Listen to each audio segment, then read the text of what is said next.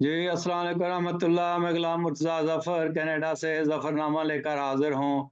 तो आज हमारी बड़ी खुशकिस्मती है कि फिर हमारे साथ हैं डॉक्टर मिर्ज़ा महिउद्दीन साहब, जिन्होंने एक प्रोग्राम हमारे साथ पहले किया और जो ह्यूमैनिटेरियन क्राइसिस आजकल चल रहा है गज़ा में, इसराइल में, तो उन्होंने इंसानियत की बात की कि हर तरफ से इंसानियत ही जो है वो मुतासर हो रही है।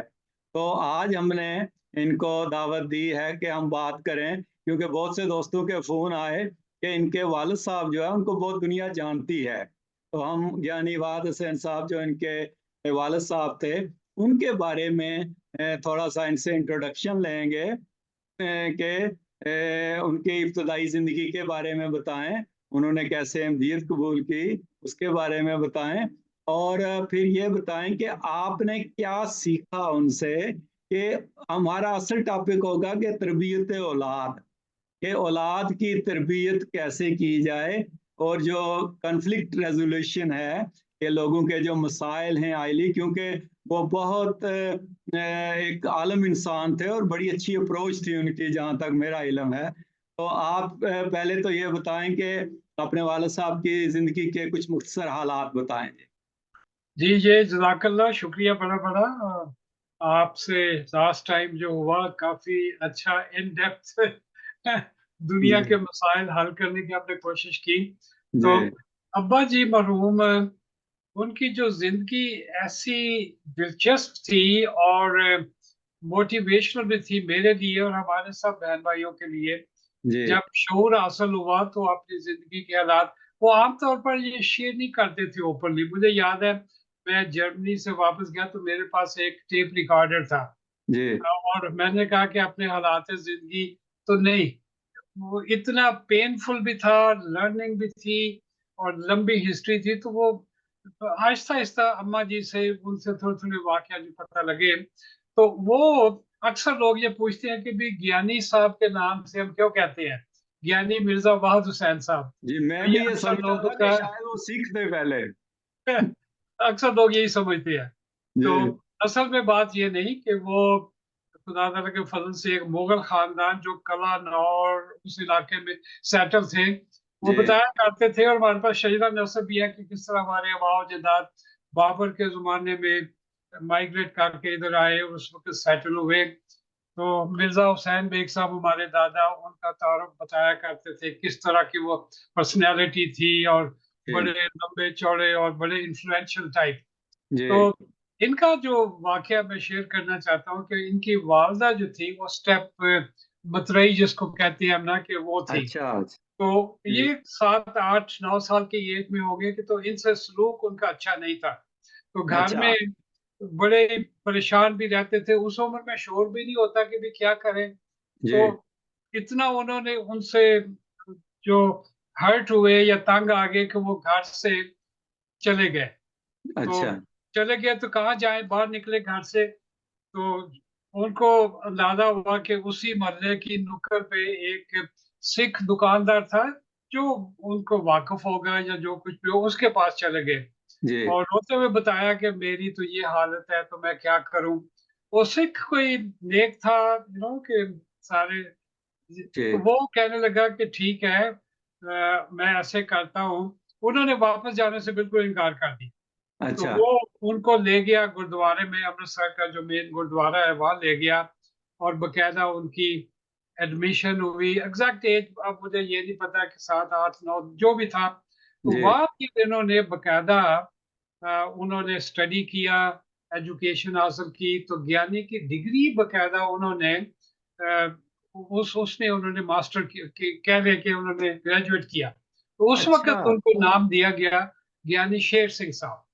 तो ये अच्छा, अच्छा, यानी हमें वो बताया करते थे। जिस तरह हमारे लोग मौलवी फ़ाज़िल करते हैं, इस तरह उनकी ग्रंथ साहब का जो पूरा वो याद करें तो उनको ज्ञानी की जो है डिग्री मिलती है। जी, बिल्कुल, बिल्कुल। तो ज्ञानी शेर सिंह उनका नाम था। तो वो अच्छा, बताते हैं कि वो सिंसेरिटी से उन्होंने लर्न किया, ग्रंथ साहब ज़ुबानी याद किया और जो किताबें थी मज़हबी, तो जी, हमेशा उनको ये रहता था कि ग्रंथ साहब की भी तालीम एक खुदा की जो है वो परस्तिश है। जी, फिर एक उनका बताया करते थे कि भाई एक उनका जो ग्रुप बनता था, जो जाते थे, सिख तो माहिर होते हैं ना गाना बजाना, हाँ जी, हारमोनियम उस पे भी खुदा जी, की तौहीद भी गानी, सब कुछ करना। तो जी, वो उस उधर भी जाया करते थे। लेकिन वो कहते हैं कि मास्टर मेहर सिंह साहब जो एक सिखों से अहमदी हुए थे, जी, वो उनसे कहीं इनका तारुफ हो गया।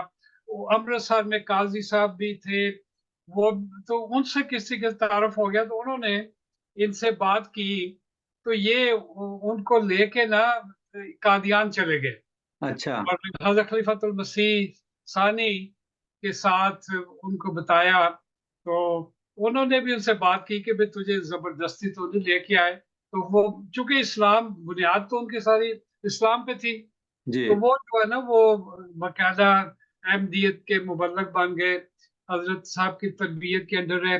उस वक़्त वो बड़ा अच्छा एक वाक़या बताते हैं कि जी, मज़हब का असली मकसद क्या है? आजकल के ज़माने में इतना फ़ैनेटिसिज़्म आ गया हुआ है, तो जी, ये ख़ास तौर पर वाक़या बताया करते थे कि अचानक मुझे एक दिन जो मेरा सिख जत्थेदार था, जो उनके ग्रुप का लीडर था, जी, वो और 4-5 लोग गुरुद्वारे से जिनके साथ ये थे, वो जी, कादियान आ गए और जी, आके कहा कि हमने ज्ञानी शेर सिंह से मिलना है। तो अच्छा, लोगों को पता था, तो वो हज़रत साहब ने इजाज़त दी कि तुम उनसे जाके मिल लो। तो वो कहते हैं कि वो जो उनके जत्थेदार थे, वो अंदर इनको मिलने गए जहाँ पे थे, और बाकी जो उनके लोग थे वो बाहर थे, और अच्छा, वो 1 मिनट में अंदर से जाके वापस आ गया।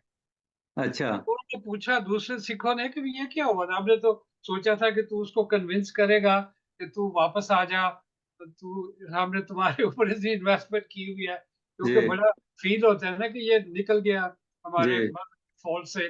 हाँ तो जी, वो बड़ा तो नेक आदमी था, वो कहने लगा कि आओ चलते हैं। तो वो चले गए। उसने बाद में बताया कि पता ये लगा कि उसने जाके अब्बा जी से एक सवाल किया जी, कि ज्ञानी शेर सिंह तेनू ज़बरदस्ती तो नहीं फड़ के ले आए? तो दिलों खुश हैं? अच्छा, कहते थे अच्छा, मैं बिल्कुल मुतमईन, मैं खुश। अच्छा, ठीक है। अच्छा, कोई अच्छा, आर्गुमेंट नहीं, कोई कुछ नहीं, और वो उसने ये श्योर कर लिया कि ये ज़बरदस्ती इन्होंने कोई इंसेंटिव दे के इनको नहीं कुछ बनाया। तो ये बड़ा वाक़या बताया करते थे और तारीफ़ भी करते थे कि बड़ा अच्छा ग्रुप था, नेक लोग थे वो सारे उस ज़माने में। और ये देखें आपकी बात कट रही है कि जब उनको यानी महर सिंह साहब हज़रत खलीफा मसीह सानी के पास लेकर गए तो हज़रत हज़ूर ने भी यही पूछा कि आपको ज़बरदस्ती तो नहीं लाए? और बिल्कुल, बिल्कुल, उनके जत्थेदार ने भी यही पूछा कि ज़बरदस्ती तो उस वक़्त कोई इख़्लाक़ियात, कुछ बातें, कुछ असूली चीज़ें जो है वो थी कि बेशक वो सिख आदमी था लेकिन उसने भी यही सवाल किया कि ज़बरदस्ती तो नहीं हुई? तो दीन बिल्कुल, में तो बिल्कुल। ज़बरदस्ती है नहीं, ठीक। तो इससे ये भी पॉइंट भी निकलता है कि उस ज़माने में ये शऊर था, नेकी थी कि अगर इंसान रिलिजन जो है मज़हब पर्सनल चॉइस है। जी, ना, किसी को के इख्तियार नहीं कि ज़बरदस्ती जो है वो इम्पोज़ करे या डिक्लेयर कर दे कि ये मुसलमान नहीं, ये सिख नहीं, एक जी, रिस्पेक्ट होती थी। बदकिस्मती से इस ज़माने में चूँकि जो हालात हो गए हुए हैं, उसमें तो मज़हब को as a source of power, ताकत, दूसरे की ज़िंदगी को कंट्रोल करना, फ़तवे दे जी, देना, उस वक़्त अभी ये शऊर था, सुलझे हुए लोग थे। तो वहाँ से जो ज़िंदगी का सफ़र शुरू हुआ, वो बड़ा ही दिलचस्प था। फिर ट्रेनिंग उनकी हुई, तो बकायदा वो मुबल्लिग बन गए। उनको एक खुदा ताला ने वदीयत दी हुई थी, क्वालिटी दी हुई थी कि अ, मैं कहता हूँ मॉडर्न ज़माने में प्रेज़ेंटेशन स्किल, अच्छा, जैसे मैं आपसे बात कर रहा हूँ, मेरे से बात कर रहे हैं, एक जी, प्रेज़ेंटेशन स्किल है कि हम जी, बातचीत किस तरह करते हैं, अपना नुक्ता नज़र किस तरह वाज़ेह करना है, ठहर जी, के आर्गुमेंट से, दलाइल से, दुआ से, हर चीज़ मिल के ये हो जाती थी। तो उस जी, ज़माने के बाद वाक़यात वो बताया करते थे, बड़े उनका स्टाइल ऐसा था, पंजाबी में तकरीर करते थे और चूँकि अच्छा, सिख भी उस इलाके में बड़े थे, तो जी, उनका ऐसा मुनफ़िर अंदाज़ होता था और नोट्स कि वो बगैर फिल्म करते थे। 1-2 दफ़ा मैंने देखा कि उन्होंने 3-4 पॉइंट लिखे होते थे। तो ठीक, खुद ही बताया करते थे कि बाज़ दफ़ा ऐसे टफ सिचुएशन हो जाती थी कि एक किसी गाँव में एक मस्जिद थी मुसलमानों की पुरानी, तो वो सिखों ने उस पे कब्ज़ा कर लिया हुआ था और जी, नमाज़ नहीं पढ़ने देते। तो कहते थे कि जब ये बाँग देते हैं, अज़ान देते हैं, तो जो हमारी जो फीलिंग हर्ट होती है। ठीक, तो बड़े लोग गए, नेगोशिएशन की, नाकामयाब हुए, आखिर वर्कर्स ने कहा कि अब्बा ज्ञानी साहब से कहा तुसी जाओ। अच्छा, इन्होंने जाके ताला वाला खुलवाया, सफाई की और अज़ान दे दी गुरमुखी में। अच्छा। अगर आप तर्जुमा करें कि जी, जी। अल्लाह अकबर, वाहेगुरु एक है, वाहेगुरु एक है, तो जी। बड़ी उनकी आवाज़ भी बड़ी मेलोडियस थी ना कि अच्छा। ऐसी खूबसूरत आवाज़ थी। और जी। जब देखा कि मस्जिद से ये बांग आ रही है लेकिन ये गुरुखी में आ रही है, तो वो सारे जो बड़े बुजुर्ग थे, जो भी सुन रहे थे वो आ गए मस्जिद में। अच्छा। तो उन्होंने आके पूछा कि तुसी कौन हो और की पढ़दे सो पे? ਉਹਨੇ अच्छा, ਕਿਹਾ ਮੈਂ अच्छा। ਅਜ਼ਾਨ ਜਿਹੜੀ ਸੀ ਉਹਦਾ ਗੁਰਮੁਖੀ ਤਰਜਮਾ ਕਰਕੇ ਉਹ हाँ, ਤੁਹਾਨੂੰ ਪ੍ਰੈਜ਼ੈਂਟ ਕੀਤਾ ਹੈ।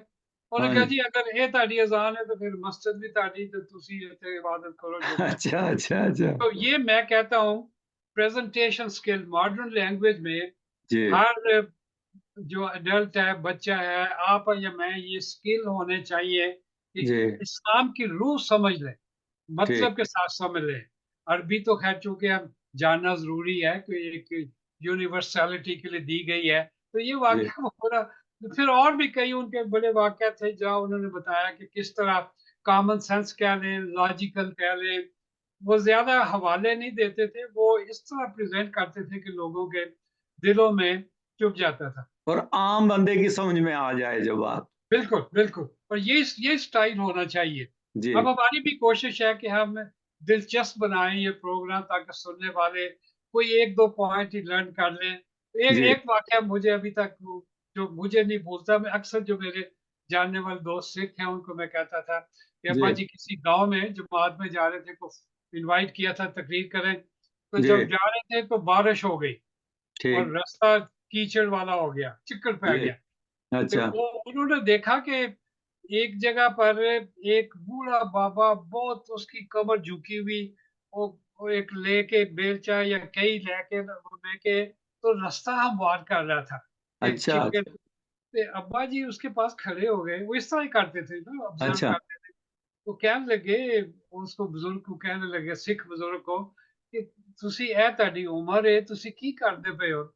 ਤੇ ਉਹ ਕਹਿਣ ਲੱਗਾ ਅੱਗੋਂ ਦੇਖੋ ਬਾਬਾ ਜੀ ਜਾਂ ਜੋ ਵੀ ਉਹਨੇ ਗਿਆਨੀ जो भी जी, किया ਉਹਨੇ जी, ਬਜ਼ੁਰਗੋ ਕਿ ਇੱਕ ਪਸ਼ੂ यानी एक एनिमल भी इथों अगर आराम नाल गुजर जाए तो मेरी मुक्ति हो जाएगी। अच्छा, अच्छा, अच्छा। यानी खिदमत खलक का देखें, जी, वो कहते हैं कि मैंने पहले ही ऐसे था, हमारी ट्रेनिंग भी ऐसे हुई थी कि खिदमत खलक करना, लोगों जी, से अच्छी तरह पेश आना, खास तौर पर मुरब्बियान का मेहमान नवाज़ी। मेहमान नवाज़ी तो बाद मुझे भी बाद में भी ऐसे घर में होता था कि पुराने वाक़िफ़ बाज़ दफ़ा ईसाई घर में आ जाते थे, तो अम्मा जी को फ़ौरन कहना कि जल्दी इनके लिए चाय बनाओ, ये करो, उनकी अच्छा, बात सुन। तो ये वाक़या बड़ा वो बताया करते थे कि भई देखो, इंसान की ज़िंदगी में ये बड़ा अहम चीज़ है कि दूसरों की सेल्फलेस खिदमत। और बिल्कुल। उसने ऐसे अंदाज़ में कहा कि एक पशु भी लंघ गया इत्थों जी, तो मेरी मुक्ति हो गई। बिल्कुल। हम बाज़ दफ़ा निजात के मसले को बड़ा कॉम्प्लिकेटेड बना देते हैं, कि एक ऐसे-ऐसे हवाले दे के बड़ा पुरसराहत बन गया हाँ ये जी, सब। मेरे दिल में अभी तक रहता है कि इंसान की ज़िंदगी में दूसरों की खिदमत करना जो है, ये एक बड़ा अहम आजकल देखें आपके वॉलंटियर वर्क जी, कितने कनाडा में प्रोग्राम है और मेरी हमेशा कोशिश जो हम कहते हैं कि वॉलंटियर इन्वॉल्व होना, जाके फूड बैंक में वॉलंटियर चाहिए। मैंने जी, खुद बड़ी उन्हीं से सीखा था कि सेल्फलेस जाके टाइम देना। कई उसमें ऐसे प्रोग्राम फूड बैंक में मैंने कई साल काम किया, चंदे इकट्ठे किए, उनको पैसे देने, ठीक। गरीबों को विज़िट करना जाके, तो ये बड़े अपने बंदा बड़ा लर्न करता है कि ज़िंदगी का मकसद पता लग जाता है कि जो लेस फॉर्च्यूनेट हैं, वो भी जी, खुदा ताला के बंदे हैं। उनकी खुदा की राह में खर्च करने का मकसद यही होता है कि ऐसे लोगों को लुक आफ्टर करना, उनसे हुस्न सलूक करना। जी, सो ये बड़ा दिलचस्प वो बताया करते थे प्री पार्टीशन के जो वाक़यात थे। उसके ठीक। बाद जब वो इधर आ गए, तो जी, प्राइमरी सिखिज़्म से अब यहाँ क्रिश्चियन से वास्ता था बड़ा। तो फिर उन्होंने बाइबल का मुतालिया करके मैं कहता हूँ कि बाइबल के उन्होंने हवाले याद किए हुए थे और अच्छा, बड़ा माशाल्लाह अल्लाह ताला ने बड़ा उनको ये एक ख़ास तकरीर का मलका दिया हुआ था। और मुझे याद है कि छोटे से मैं उनके साथ तकरीर में ले जाते थे मुझे उँगली पकड़ के। अच्छा। रबुआ थे तो अहमद नगर चले जाना, या और मेरा ख्याल 6, 7, 8 साल की मेरी लाइफ होगी। जी। और उनकी तकरीर अक्सर जो मुंतज़मीन थे वो एंड पे रखते थे। अच्छा, अच्छा, उनको टाइम लिमिट नहीं देते थे। अच्छा, बाज़ दफ़ा रात 12 बजे, 1 बजे तक प्रोग्राम चलते थे, लोगों को हँसाना भी, रुलाना भी, मैसेज भी देना कि अच्छा। मसीह आ गया, मसीह मौद आ गए। उनकी तारीफ़, खिलाफत के सिस्टम, सारा कुछ उसमें ऐसे कर देते थे कि बंदा हैरान होता था। उसको हम कहते हैं पावर ऑफ सिंथेसिस। जी, जैसे हमारे यूनिवर्सिटी में स्टूडेंट है, कोई पीएचडी कर रहा है, कोई मास्टर कर रहा है, तो सिंथेसाइज करते हैं कि अगर हज़रत मसीह मौद आ गए, नया कलंक उतार आ गया, तो क्या व्हाट डज़ इट मीन कि ज़िंदगी में क्या तब्दीली करनी है, ज़िंदगी के सफ़र में ये इसको कैसे काटना है, जी, खुदा कहाँ फिट होता है, दूसरे इंसान कहाँ फिट होते हैं, जानवर कहाँ फिट होते हैं। तो ठीक। जानवरों की तकलीफ देख के वो बर्दाश्त नहीं कर, मुझे अभी तक याद है रबुआ में मैं लेटे हुए सोए हुए हैं, रात 1-2 बजे हैं, तो उनको एक कुत्ते की आवाज़ आई जो पेन में था। ये कुत्ते अच्छा। कई तरह के भौंकते हैं ना, कि उनके जी, जी, डिफरेंट स्टाइल है। जी। कुत्ता कुत्ते को देख के तकलीफ में हो तो उसकी आवाज़, तो मुझे कहने लगे जा देख के आ कि इनकी तकलीफ है। और मैं अच्छा, डर भी रहा था कि रात 1 बजे कैसे जाऊँ, हाँ, लेकिन आपका हुक्म था, कि अच्छा, जा देख के आ। फिर केयरफुल होके जाके देखना तो एक कुत्ते को चोट लगी हुई थी।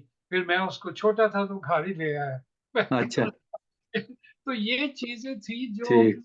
मेरी ज़िंदगी का और बाकी बहन-भाइयों का ज़िंदगी का भी काफ़ी, ये उसमें जो है ख़ास तौर पर जो उनका तकरीर का स्टाइल, मैंने अपनी प्रोफ़ेशनल लाइफ़ में जी, इसको बड़ा यूज़ करता हूँ और अब कर रहा हूँ। अभी देखिए मेरा स्टाइल जो है ज़रा डिफरेंट सा है, कि I like it that way कि आपसे गुफ्तगू हो रही है हाँ और जी, आपसे जो सवाल पूछ रहे हैं उनकी तशरीह करने की कोशिश कर रहा हूँ। तो वहाँ साइंस चूँकि मेरा फ़ेवरेट सब्जेक्ट है, तो कैसे एक्सप्लेन करना लोगों को कि कुदरत क्या चीज़ है। मैंने खुद जो खुदा के बारे में सीखा, जी, ज़ाहिर है पेरेंट्स से तो बंदा सीखता ही है। जी, उनका जी, एक वाक़या मुझे नहीं भूलता। अभी तक उनकी मुझे शक्ल याद है कि जी, बरसात का मौसम आने वाला था, बारिश हो नहीं थी, गर्मी सख्त पड़ रही, तो उन्होंने हाथ में अपनी नोटबुक पड़ी हुई और कुछ नोट चीज़ें कुछ कर रहे थे। अच्छा, कभी को कुरान का हवाला, कभी को बाइबल का हवाला, लॉजिकल वो सेंस यूज़ करते थे। जी, तो वो कहने लगे कि ऐसे बाहर निकले दरवाज़े से, मैं वहाँ खड़ा हूँ, तो ऊपर देख के कहते हैं, "यार की करना है? मींह पाना ही ते पा, इतनी मुसीबत पई हुई है।" इस तरह का। तो अभी वो अच्छा, अंदर ही गए हैं तो बारिश शुरू हो गई। तो बड़ा अच्छा, अच्छा, हँसे, अच्छा, मुझे कहते, "मोइनुद्दीन देख, मैं कोई और दुआ माँग लेना।" अच्छा, अच्छा, अच्छा। यानी तो देखें खुदा कि से खुद जो जी, ताल्लुक है ना, और आजकल के ज़माने के लिए ये बड़ा इम्पोर्टेंट है कि चूँकि हम एक मादी दुनिया में रहते हैं, हम जो माइग्रेट करके आए हैं, खुदा के बारे में भी मैं देखा है कि बाज़ लोग जो तो जी, उतना, एक तो होता है ना बिलीव करना, एक हाँ होता है जी, उसको अंडरस्टैंड करके अपनी ज़िंदगी के सफ़र में खुदा को इन्वॉल्व करना, नेकी की तरफ लेके जाना। तो जी। वो उससे मैंने ये चीज़ें सीखी थी। तो आप कितने बहन-भाई थे? तो कोई किस तरह उन्होंने सबकी तरबियत की, आला तालीम दिलाई? तो तरबियत के हवाले से कि आजकल आप देखें कि वो जो एक फैमिली का यूनिट था, वो जो सिस्टम था, वो जो रिस्पेक्ट थी बुज़ुर्गों की, वो मयार बदल गया है। यानी हम भी रब्वा में रहे हैं, तो हमें रास्ते में चलते हुए कोई भी बुज़ुर्ग कोई चीज़ देखते थे कि ये बच्चा ये चीज़ गलत कर रहा है, तो उधर खड़े करके समझाते थे। और कोई माइंड नहीं करता था कि ये ऐसे क्यों कर रहे हैं। तो ये बताएँ कि अब तो हालात बिल्कुल मुख्तलिफ हो गए हैं। अब उस वक़्त तो हर कोई तरबियत कर रहा होता था। बिल्कुल, बिल्कुल, ये मुझे एक छोटा-सा वाक़या याद है कि रबुआ आने से पहले हम राहवाली में थे, जब माइग्रेट करके आए, गुजरांवाला के अच्छा, पास एक छोटा-सा गाँव था। अब्बा जान वही मुरब्बी भी थे, तो मुझे अभी तक याद है कि जो घर की तरबियत उस वक़्त जो थी, ये वो तरबियत ऑटोमैटिक होती है। जी, उस उम्र में हम शऊर तो नहीं होता था ना, यही जी, देखता कि पेरेंट्स का सलूक दूसरों के साथ क्या है, तो वो जी, ऑब्ज़र्व करते थे। तो ये था कि रिस्पेक्ट करनी है। मुझे अभी तक याद है कि मुखालफत शुरू हो गई थी, 53 का दौर शुरू हो गया था, जी, तो हमारे दरवाज़े पे किसी ने दस्तक दी, तो मैंने जाके ना दरवाज़ा खोलने के बजाय, एक छज्जा सा था हमारा, 2 मंज़िला मकान था, जी, मैंने ऊपर से ऐसे झाँका, और पूछा कौन साहब ने, जी कौन साहब ने, जी। बजाय ये कहने दे कौन है, कौन साहब अच्छा। ने। जी तो वो कहने लगा कि मैं मौलवी अब्दुल रहीम हूँ, तो अब्बा जी घर हैं? जी मैंने कहा अभी तो वो घर नहीं है, अगर आप तशरीफ रखना चाहें तो मैं बैठे खोल देता हूँ, वहाँ बैठ जाए। तो जी। कहते नहीं बेटे ठीक है, उनको बता देना कि मौलवी अब्दुल रहीम साहब, अब्दुल है। मैं जरूर बता दूंगा कि मौलवी अब्दुल रहीम साहब आए। हाँ। तो जब अब्बा जी आए तो मैंने उनको बता दिया, तो वो मुखालफ था जमात का, अच्छा। अहमदियत का। अच्छा। तो मुझे कहने लगा ज्ञानी साहब, अ, आज तो बाद में अहमदियत की मुखालफत नहीं करनी। अच्छा। अब्बा जी अच्छा। बड़े हैरान कि क्या हुआ? हाँ। कहता है जिस तरीके ने तुम्हारे बेटे ने मुझे, मैं जिथे भी जाना मैनू कौन है की काम है, पहला अच्छा। मौका है, अगर अगर ये अहमदियत का इन्फ्लुएंस है या जो भी, जी तो फिर मैं मुखालफत नहीं करूंगा, मैं अभी आप में शामिल नहीं हूँ। तो ये ऐसी चीज थी जो घर में ऑटोमेटिकली लर्न की, माँ से भी बाप से भी, कि भाई जी रिस्पेक्ट करनी है, कोई इस तरह को मेहमान आ जाए तो उसका कैसे लुक आफ्टर करना है, जी। साहब यूज करना है, शुक्रिया, जज़ाकल्लाह, ये वर्ड यूज करने हैं। तो ठीक। ये फिर जब उस वक्त सारा ये इसी शोर में हम जो है, और घर में चूंकि भैंस होती थी, उसके लिए चारा लाना, निगोशिएशन करनी, जमीन के लिए, हमारी अपनी जमीन तो नहीं थी उस तरह। तो ये अच्छा। बड़ा ऐसा इन्फ्लुएंस किया उन्होंने। और जब ये आपने बड़ी अच्छी बात की कि आजकल के जो बच्चे हैं, जी। वो तो यही कहते हैं कि इज माई लाइफ, या ये व्हाट्स बड़ा the what's the common big word what's आ गया है कि my life. What's the big deal, तूने मुझे इस दुनिया में पैदा कर लिया तो ये मतलब तो नहीं तू मेरी जिंदगी कंट्रोल करेगा। हाँ जी। तो ये बड़ी नसीहत हमने अपने बच्चों को भी करनी है, जो हमारे प्रोग्राम सुन सकती है, या जी वालिदैन भी, कि बच्चों से ऐसी तरबियत करें कि रिस्पेक्ट करें, जैसे हमारी टीचर की रिस्पेक्ट हुआ करती जी है। बिल्कुल। मुझे अभी तक वो याद है, राहवाली में छोटे से गांव में हम थे, तो माँ मेरी हाथ पकड़ के मुझे मास्टर फकीर मोहम्मद साहब के पास छोड़ आई, उनके जी घर छोड़ आई, वो मुझे स्कूल लेके गए। तो आई बिकेम वेरी, सारी उम्र मुझे वो याद है, उनका जी। हुस्न सलूक। सही। अगरचे बाद में ऐसे उस्ताद भी मिले, ये भी देखे घर में तरबियत का असर। जी मुखालफत शुरू हो चुकी थी, वफात मसीह के बारे में हम जानते थे, तो एक उस्ताद तस्नीम साहब थे दीनियात के, जी। तो वो मेरे पे पिक करते थे, कि ये उन्होंने कहना कि ओए, गाली निकाल के ना, लिटरली, अच्छा। कि तो तेरा जीसस क्राइस्ट जो यीशु मसीह मर गया क्या जिंदा है? मैं हाँ कहा जी। जी वो तो चले गए अगले जान, उन्होंने वापस, ओके, गाल करके हाथ आगे कर, सोटी मार देनी, अच्छा। चोट खानी भी और हंस के खानी। अच्छा। अच्छा। वी बिलीव्ड इन कि भाई ये दुनिया में ये जो चीजें थी, फिर दीनियात के पर्दे में पर्चे में मुझे फेल कर देना, तो अब्बा जी से अच्छा। आके कहना, तो उन्होंने मुझे जफ्फी डाल ली और हंस के कहना, बेटे, नो नो नो वरी, ये तुझे अल्लाह के लिए कर रहा है। उस अच्छा। वक्त से जो सोचे कि अल्लाह क्या चीज है, यू नो। ठीक। जब सही। स्लोली फिर बड़े हो गए, ये सिखाया गया कि लो, कि तुमने कोई चीज लेनी है तो दुआ करो खुदा से, तस्मा भी लेना है तो वो भी। उससे एक ऐसा कॉन्फिडेंस हो गया कि जी सारी जिंदगी में खुदा पे डिपेंडेंस, उससे फिर अक्सर अहमदियत की तरह सच्ची ख्वाबें आना, फैसले करने, इस्तिखारा करना। तो ये सारी चीजें उन्हीं से सीखा। और अगर एक सिंगल मोस्ट इम्पॉर्टेंट चीज यही है कि जी। खुदा पे ईमान जो है ना, वो ऐसा होना चाहिए कि गैर मुतरज़िम, जिसको ठीक। हम कहते हैं नॉट शेकेबल। जी और उस ये चीज उनसे हमने सीखी। और फिर आपने पहले शुरू में एक सवाल पूछा था कि चूंकि वो मुरब्बी भी थे, तो लोग आते थे, मियाँ बीवी आ गए, मसले फाइटिंग हो रही है, तो वो वो कोई लंबे चौड़े कोई कुरान के आयतें नहीं पढ़ के सुनाते थे। जी। वो आके बैठ जाना, 2 कुर्सियाँ हमारे घर में पड़ी होती थी, जी। मेहमानों के लिए, एक टेबल, उसके ऊपर अब्बा जी ने एक सुई और एक कैंची रख देनी, धागा भी साथ हो। अच्छा। वो दोनों मियाँ बीवी ने कहना कि ज्ञानी साहब ए की रखिया होया? की हाँ होया? जी। कहने लगे देखो, ਤੁਸੀਂ ਮੈਨੂੰ टेल मी, पहले बताओ कि क्या हुआ है ना, जी। फिर देखो कि तुम में से कैंची कौन सी और सुई कौन सी। अच्छा। अच्छा। अच्छा। क्योंकि कैंची का काम है काटना, हाँ जी। लेकिन प्रॉपर काटना भी, आप जब लिबास तैयार करते हो, यही कहा करते थे, लिबास में हाँ पूरा जी। कपड़ा लेके आते हैं, हाँ। उसको काट के सूट करते हैं, ये टॉप बनेगी या सलवार बनेगी या कोटी बनेगी, जो जी, भी, फिर जी। सुई का काम आ जाता है। हाँ जी। प्रॉपर कटौती जो है ना और सुई, they should go hand in hand. उसका मतलब ये था कि जब आप कटौती करते हैं कैंची के साथ एक पर्पज़ के लिए करते हैं। हाँ जी। लेकिन सुई का रोल अगर कंप्लीट ना हो तो वो कपड़ा बिल्कुल ज़ाया हो जाए। ज़ाया हो जाता है, बिल्कुल। और अक्सर फिर वो समझ जाते थे लोग, बेशतर इसके कि औरतें कहती थी कि ये सब समझ गए। ठीक, सब ठीक। इस तरीके से कैसे ये जो तरीका था।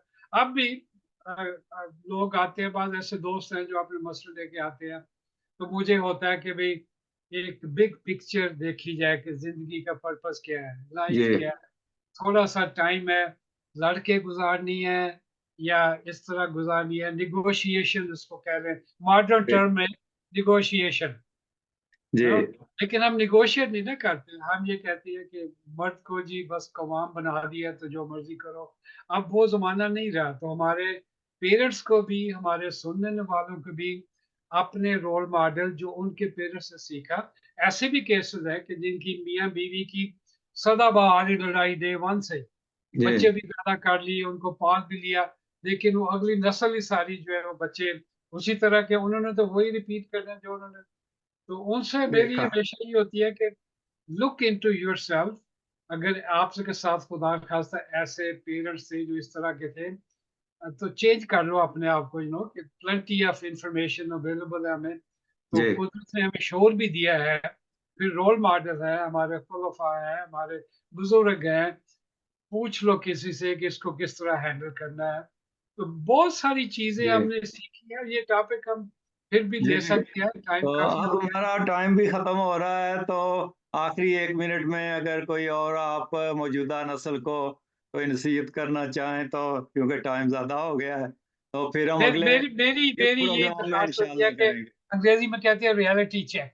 जय यू नो, कि आपने जो ना, आपने जो नफ्से हमारा है, don't get trapped into that, look जय बियॉन्ड दैट और एप्रिशिएट करो और ज़िंदगी के बिग पर्पस को समझो। अमन क्या चीज़ है, लास्ट पॉइंट कम अपने आप को अमन में ले आने का मतलब है कि एंग्री ना हो, मसले का हल सोचो कि भई अगर यंग लोग जब शादी कर लेते हैं, शादी के जी, बाद रियलिटी और होती है। मेरा जी। यही मैसेज है और आपका बहुत-बहुत शुक्रिया कि आप टाइम निकाल के मुझे जी, बहुत शुक्रिया आपका। इंशाअल्लाह हम फिर अगले हफ्ते किसी और टॉपिक के ऊपर बात करेंगे। तो बहुत शुक्रिया आपका, आपने वक़्त निकाला हमारे लिए। जज़ाकल्लाह, मेहरबानी।